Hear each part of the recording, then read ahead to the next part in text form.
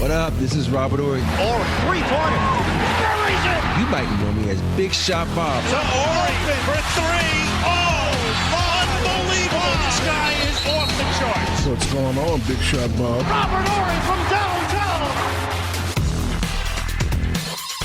Show number 2 of the Big Shot Bob podcast. B-Dog Brandon Harper. I'm Rob Jenners. Back from the Heart Doctor is 7-time NBA champion Robert Ory. Let's check in with Rob's doctor. He's back. Oh no, that's not. No, that's not. That didn't seem good. Damn. Hey, he did tell me to lose 15 pounds. You know what? It's every time I go to my freaking cardiologist, she says the same thing. And I'm not like overweight by any stretch, but she'll always tell me. She's like, "Hey, you're doing great. Your numbers are good. Everything looks good. Lose 10 pounds."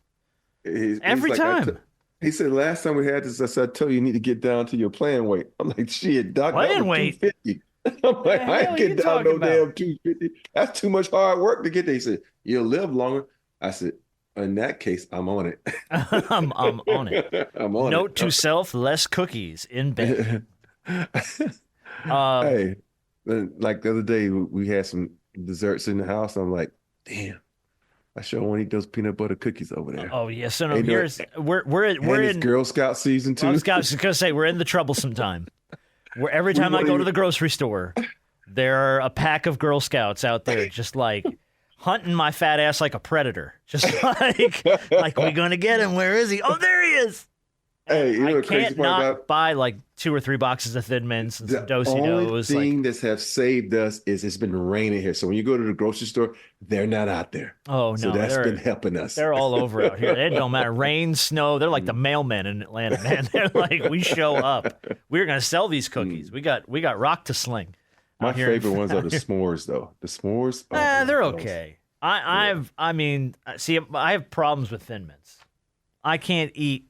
I have to eat a sleeve of Thin Mints.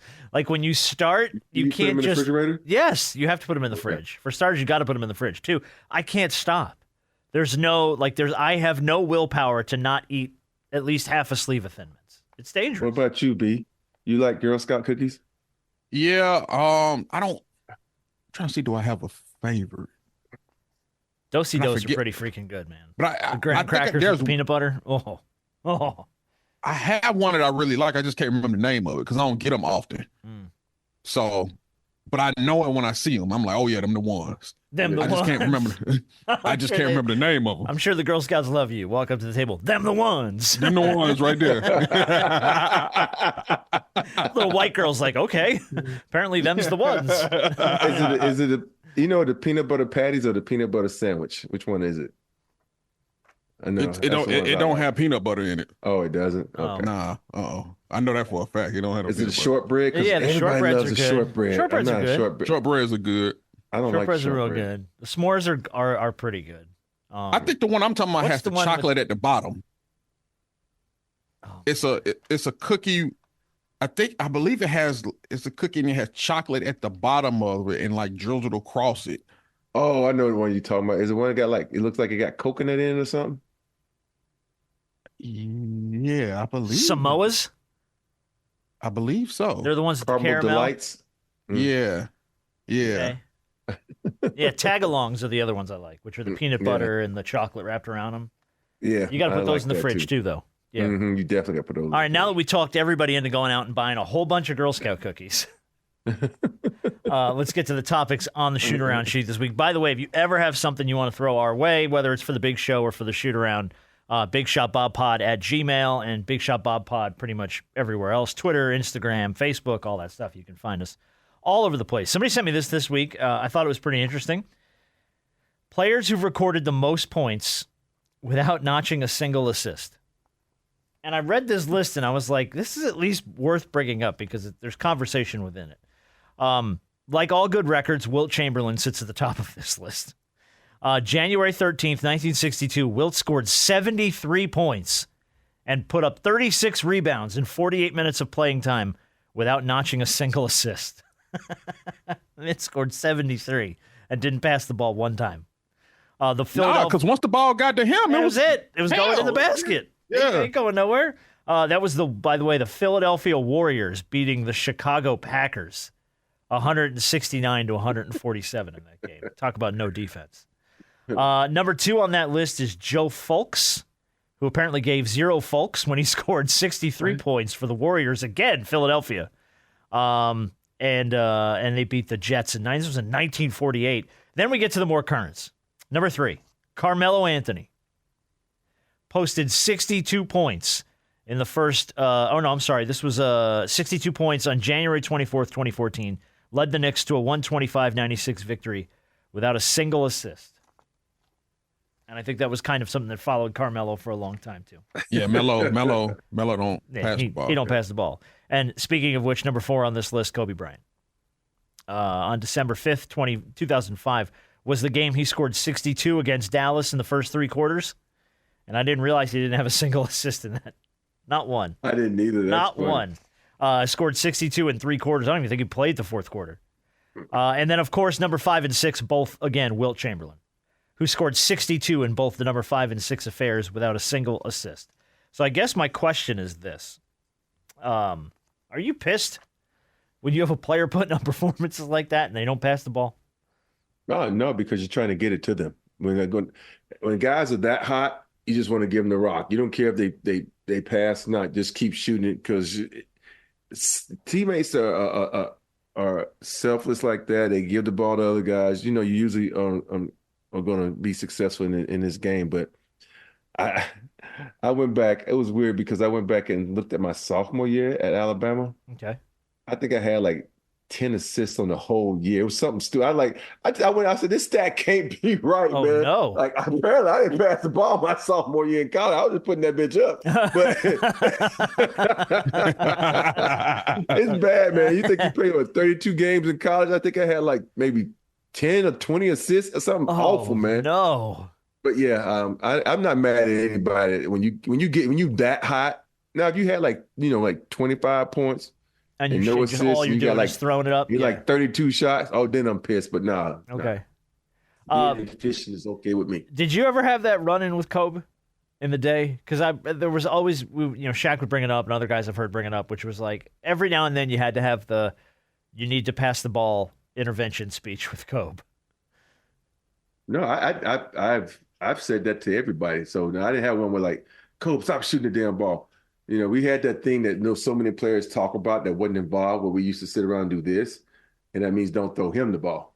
But no, we never had any issues, man. If you think about it, Kobe was always looking for me for the last shot. So shit, we were good. That's true.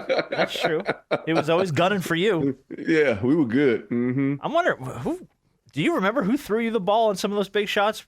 Who those passes came from? I didn't even think about that. A tip out. Most of them were Kobe. The tip out was Kobe. I remember one was that. Kobe. Yeah. The one I missed in San Antonio was Kobe. It was always Kobe looking for me. Wow. He was, in San Antonio was Manu. But it's just, I tell people all the time, Kobe, if he knew the work that you put in, he know that you appreciate a game, he appreciated you. He says, you're going to miss shots, but he has to believe in you. He has to, understand that you putting in the work. Not one of these guys who come to practice at 10 o'clock, you get there at 9:30, 9:50, and then you practice over at 11 o'clock, you out the door by 11:15. No, he wants to see the guys who put in their body to work, who's in there practicing on their shot. So okay. I think he trusted me. What teammate did you have that was the biggest ball hog? Do you remember? Did you ever have somebody that were like, man, this doesn't pass the ball, even good or bad? Don't pass the ball for nothing. No, I never had one because – and I've been on a lot of winning teams, and winning teams, they share the ball. I guess that's true, yeah. I've never, I know the biggest ball haul I ever played with was probably Spiro in college, and that was it, Okay. Because I had to cuss him and James Robinson out a couple times to pass me the damn ball. I said, this ain't y'all team, motherfucker. This is my team. Oh, no. Pass the fucking ball. Ego involved in that, too. Hell yeah. Well, ego there. You carry this team or am I? Oh, shit. Someone pass Rob the rock. All right, question from Lucas. Do you think the Bucks will fire Doc Rivers if they get bounced in the first round like Shaq said? For context, this was during the All-Star game, or right before the All-Star game. I think Shaq said it inside the NBA. If they don't get focused and learn to finish games, he's going to see another first-round exit. For what it's worth, they're 3-7 so far under Doc Rivers. Yeah. You think they would fire him that quick? No, because they're gonna hit him they're gonna hit everybody with the excuse. Well, he didn't have a full season to implement his scheme, and so I don't think he'll get fired. And then you think about it, if they fire him, they'll be paying 4 coaches maybe. I don't know how long Bud's on the schedule, but I think he's got another year if I'm not mistaken. Yeah, they'd be paying too many coaches. At the end of the day, owners about making money. That'd be losing money. So no, they ain't gonna do that. The excuse seems to be, I think Doc said this week, he was like, well, I wish they wouldn't have brought me in right before the hardest road trip of the season and kicked me to the Wolves. And I'm like, don't make excuses, bro. Don't make no excuses. Don't make it. Just go, look, we haven't found our stride yet. I'm still learning the team. I'm learning the guys. We'll figure it out. Don't make excuses. My whole thing is NBA players are smart enough to figure shit out, allegedly. So to me, if you're losing like this with Giannis and Dame, this shit ain't gonna get no better. Yeah. And don't give me this fact that, it's a harder schedule. Bullshit. It's just, either you're gonna fucking win or you're not gonna win. And that team, if you look at that team on paper, even without Holiday, they should be fucking winning. But it's like it ain't. It's just something else that's missing on that team. Yeah. What do you think? I don't know what. I was gonna say, what do you think it is though? That their defensive catalyst. They brought in Pat Bell, but Pat Bell ain't Drew Holiday. No, he can't put the guys together like Holiday. That's what they missed. And they should have never got rid of Holiday. Heart. Yeah. Okay. Question from Mike. We all agree the dunk contest is dead. You guys talked about it on Tuesday. Who was the best dunker Rob ever played against, and did you ever get postered? It's a good question. I forgot. Everybody gonna get posted. At some point, right? My first poster was Sean Kemp. And shit, and I made a list of long lines. I think Mario Elie talked about that. It was I think he got postered one night by Kemp, and Kemp grabbed the popcorn out of the front row as he was running back down the court. So you got postered by Sean? Yeah, it's one of those ones where you back on defense. I got back like you're supposed to. You stop the ball, and all of a sudden you look to the left, and you're like, oh, shit. It's just Rain Man coming down the middle. Hey, you try to bail out as quick as you possibly. So what do you do? Like, you see him coming at you. What do you try to stand your ground knowing you're going to get. Well, you try to take a charge, and that way it don't look as bad. But you can't take the charge standing up. You have to fall down. Right. It makes it look that way. You're like, oh, it was a charge, man. But it was a straight dunk on. I just got caught in a bad situation. Oh. Yeah. Who was the best dunker you ever played with? Played with? Yeah. Kobe? Kobe and Clyde. Those. I would say Clyde sticks out, obviously. Yeah. Clyde kind of Kobe, famous. They both participated in the slam dunk contest. That's true. And Kobe won. Yeah. And so, I think Kobe and Clyde were the two best. But of course, I competed against Jordan, competed against Vince, I competed against Dominique. So there was a lot of guys. Dunkers. Yeah. Yeah. But I mean, that was literally like the golden age of the dunk.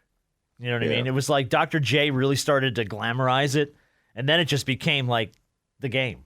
Guys like Neek and Jordan and Clyde, and it became like a specialty thing that they love to do. You know who was a really good dunker I played with for like one season? J.R. Ryder. Oh, he won the dunk contest, didn't he? Yeah. Mm-hmm. He won the dunk contest that one year. Isn't he the first one to go under the legs or something and come around? He had some moment in the dunk contest that was like nobody had ever seen it before. Yeah. I'm trying to remember what it was, but it might have been like behind the back or something. He pulled some shit out of his bag and was like, "Oh my god!" The creativity kind of started getting better and better each and every year. Yeah.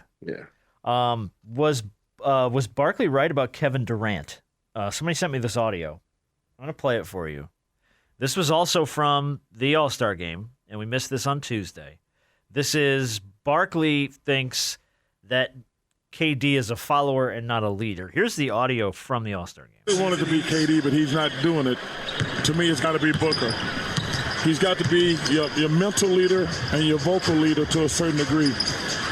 No disrespect to Kevin. Kevin's a follower. He's not a leader. He's proven that on all his stops. Booker's a hell of a player also.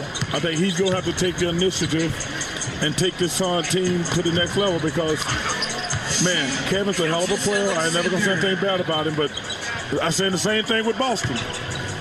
One of you guys has to step forward. He has to step forward. And for me, for Phoenix to be successful, it has to be Booker. I was Chuck during the All-Star game. Well, him and Him and KD one day gonna have a sit down. Oh my goodness. At some point, because it's not gonna be pretty. It is not gonna be pretty. Celebrity boxing match. Yeah, it might end up that way. You know, it's always. Does he have a point though about Durant? Durant? I look back at the championship teams I was on. You know, our best player in Houston, Dream, didn't say much. You know, our vocal leader was Vernon. Everybody kind of policed themselves. Then I get to LA. You know, we didn't have a vocal leader then. You know, Shaq wasn't the vocal leader. Kobe wasn't. You know, B. Shaw said something. I said something. Fish, you know, it was a team effort. And I laugh at guys. Like even Charles says, you got to have a vocal leader.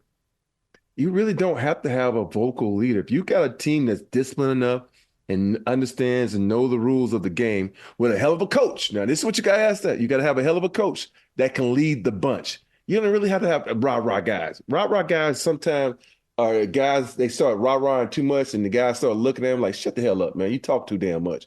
And I don't agree with Barkley. I think, you know, just because let's look at the Warriors team.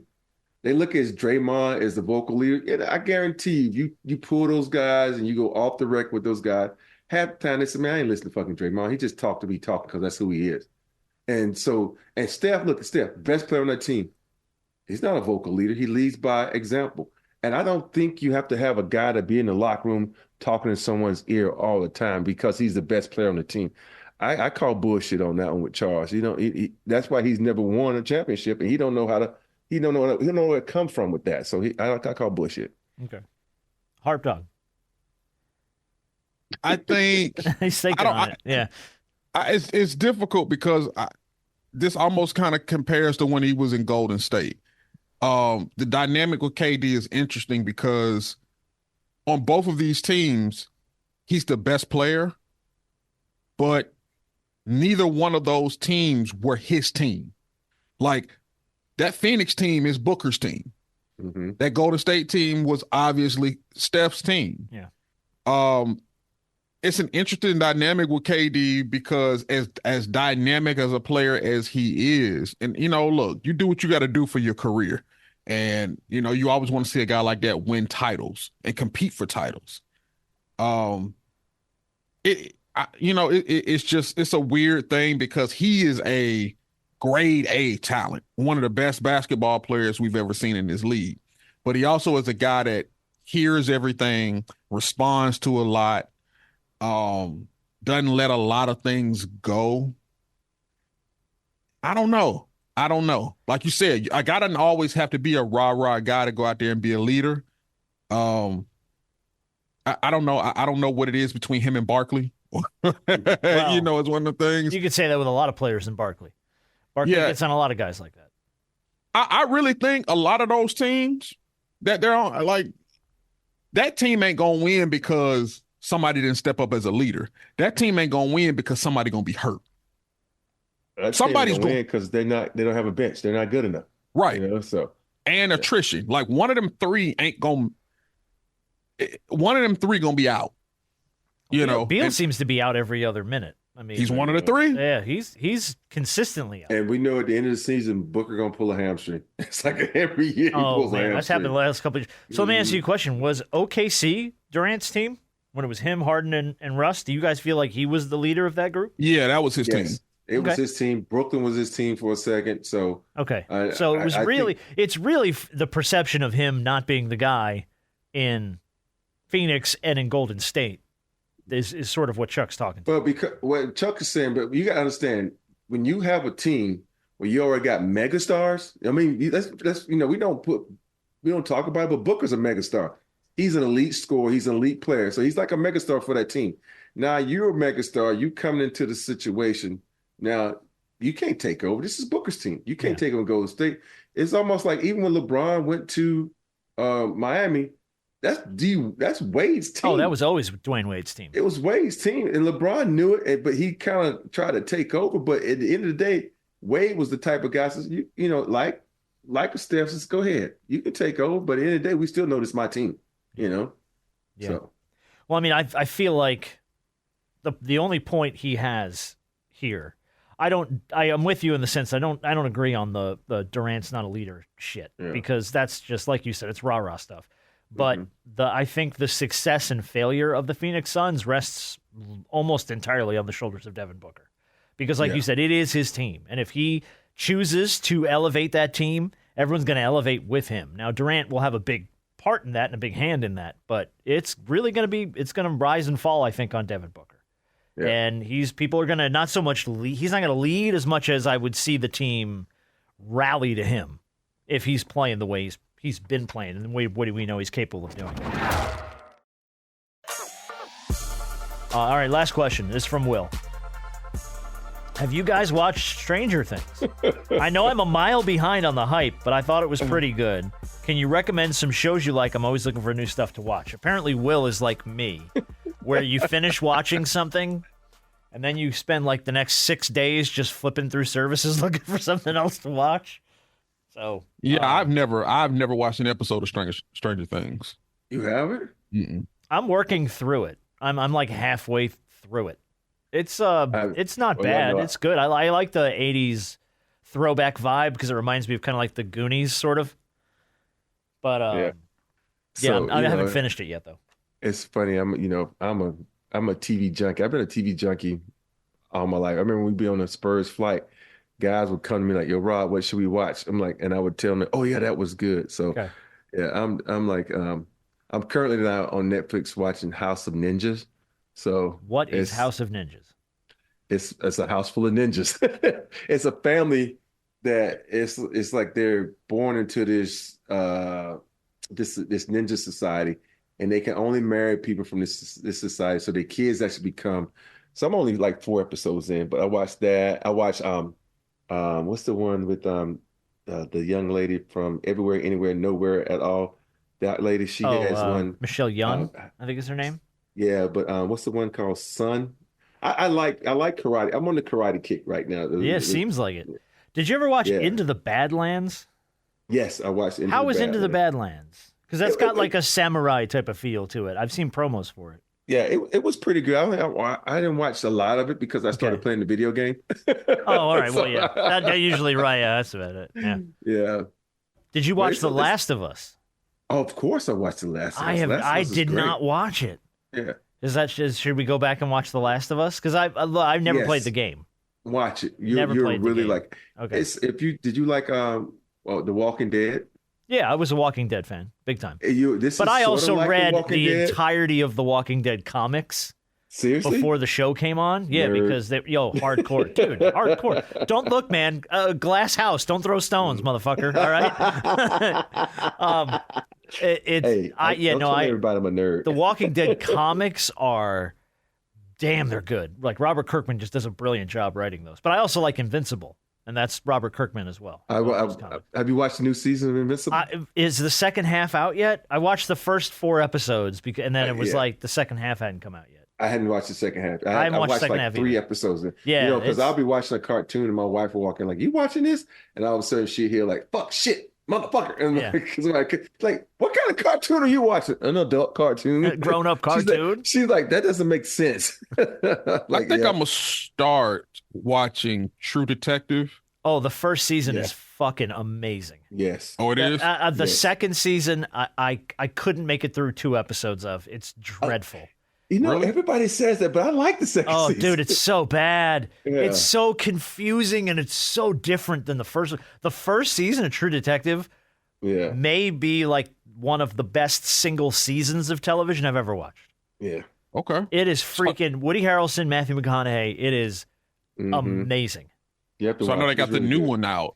Apparently Night Country or whatever it's called, or Night Watch or whatever the shit it's called. Yes. Yeah. And I haven't watched, but I didn't watch the 3rd season with Mahershala. So all the seasons are different? Yes. They're all different people, different storylines. They don't kind of like, you can watch one season and then not, if you could watch the 3rd season having never watched either of the first 2. That's how I feel. That's sort how of I feel like their own about things.